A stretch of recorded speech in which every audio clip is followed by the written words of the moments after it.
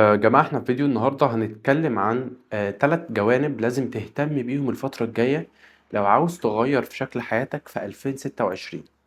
بس لو أنت من النوع اللي بقى مستني إن أنا أدخّل لك hook وأحط لك مزيكا وsound effects عشان الفيديو يكون حلو عشان تعرف تكمّله للآخر، فأنت مش الشخص اللي أنا أصلًا متارجته في الفيديو ده.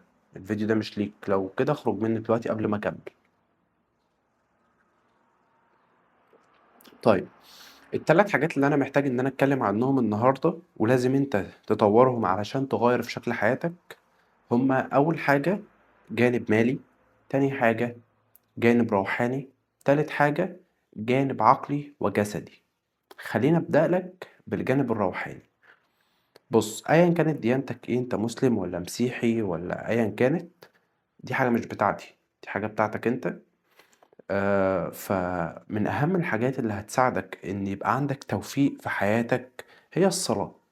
لو أنت متضايق وبتسأل نفسك أنا ليه متضايق من غير سبب، فده بسبب إن أنت مقصّر في صلاتك. بُص، الجانب الروحاني بالضبط عامل زي الجانب البدني. لو أنت مثلًا دلوقتي جيت طلعت سلِّم 10 أدوار وأنت من النوع اللي ما بيتحركش أصلًا، هتحس إن أنت مش قادر تطلع وتعبان جدًا. ده بسبب إن ما فيش تمرُّس، فبعد كده مش هتطلع تاني. أمّا بقى لو أنت شخص رياضي وبتطلع دايمًا ودايمًا بتتحرك وبتاع، فالدنيا هتكون أسهل معاك، بالضبط زيّها زي الصلاة. كل ما هتغذّي روحك، كل ما إنك تنجز الحاجات، وكل ما تتعمق في أي حاجة، وكل ما هتلاقي توفيق في حياتك بشكل كبير جدًا أنت أصلًا مش هتتوقعه. الجانب التاني اللي لازم نتكلم عنه برضه وهو الجانب الرياضي. يعني أنت برضه جسمك لازم يكون fit، لازم يكون شكل جسمك حلو. لو أنت حاليًا دلوقتي عندك دهون أو حاسس إن أنت يعني مش قادر تتحرك أو مش عارف تعمل الحاجات اللي أنت المفروض تعملها، فأنت محتاج تشتغل على جسمك. حتى لو جسمك عادي، فالعادي دلوقتي مش كافي. العادي ما بقاش كافي في أي حاجة. لو عادي في الفلوس فأنت مش كفاية، لو عادي في الجسم فأنت برضه مش كفاية، ولو عادي في الجانب الروحاني فأنت مش كفاية في أي حاجة خالص. بُص، هي الخريطة بتبدأ من التزامك بالصلاة.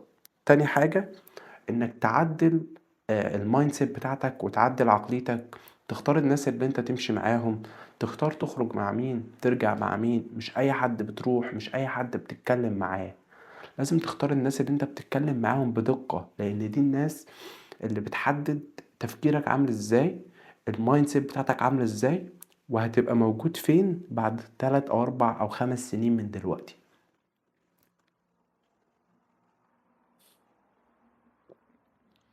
اهتم جدًا بالعلاقات بتاعتك وبالناس اللي أنت هتتعامل معاهم وأنت بتسمع لمين، لأن الشخص اللي أنت بتسمع له أنت هتكون نسخة تانية منه. العقليات اللي أنت بتتعامل معاها عقليتك هتكون نسخة تانية من عقلياتهم. فأنت لازم تفهم نفسك أكتر وتعرف الشخصيات اللي أنت بتتعامل معاها. ما تتعاملش مع أي حد وخلاص. مش أي حد يكلمك يلا ننزل، يلا نروح، يلا نيجي، تنزل وخلاص. لأ، لازم تفهم أنت ماشي إزاي ورايح فين بالضبط. ده بالنسبة للعقلية. تبدأ بقى إن أنت تطوّر من نَفْسك، تسمع ناس في مجال تطوير الذات وتطوير العقلية. تقرأ كُتب لو أنت من الناس اللي بتحب تقرأ كُتب. لو مش بتحب تقرأ كُتب ممكن تسمعها. تبدأ إن أنت تطوّر نَفْسك في الجانب ده، وتهتم بجسمك برضه زي ما قُلت لك، تهتم بالجانب الجسدي والجانب العقلي. ده بعد الجانب الروحاني. بعد ما ضبطت الجنبين دول، هتقدر إن أنت تحقق أي حاجة أنت عاوزها. بعد كده عندك مثلًا مهارة معينة محتاج إن أنت تتعلمها علشان تطلّع منها فلوس، هتحدد لها مدة معينة وهتشتغل عليها وهتطلّع منها فلوس. من هنا بقى تيجي جودة وفايدة العلاقات.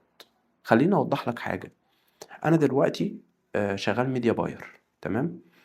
وأنا باتعلّم الmedia buying ما كنتش عارف أنا إزاي ممكن أجيب client والّا أصلًا ممكن أخلّص والّا لأ، والّا إيه اللي ممكن يحصل. لقيت نفسي اتعلّمت وبعد ما خلّصت، طَب أنا دلوقتي مش عارف أجيب client، قُلت أعمل إيه، أخُش أتعرّف على حد على الإنستجرام وأكلّمه وأعرفه ويبدأ إن هو يساعدني. وفعلًا سبحان الله ده توفيق من ربنا. كلّمت واحد اسمه عبد الرحمن، ساعدني في كل حاجة، جاب لي أول client. بعد كده دخلت على الdashboard حسيت إن أنا إيه ده، أنا مش فاهم أي حاجة. بصراحة هو قال لي: "ما تشيلش هَم أي حاجة خالص." وساعدني في كل حاجة. فنقِّي علاقاتك علشان هي اللي بتتحكم في شكل حياتك. وده كان فيديو النهارده، أتمنى الفيديو يكون عجبك. اعمل لايك، سبسكرايب، وفعل زرار الجرس عشان الفترة الجاية هانزّل فيديوهات للرحلة بتاعتي كاملة. لو عاوز تكون جزء من الرحلة اعمل subscribe دلوقتي. سلام.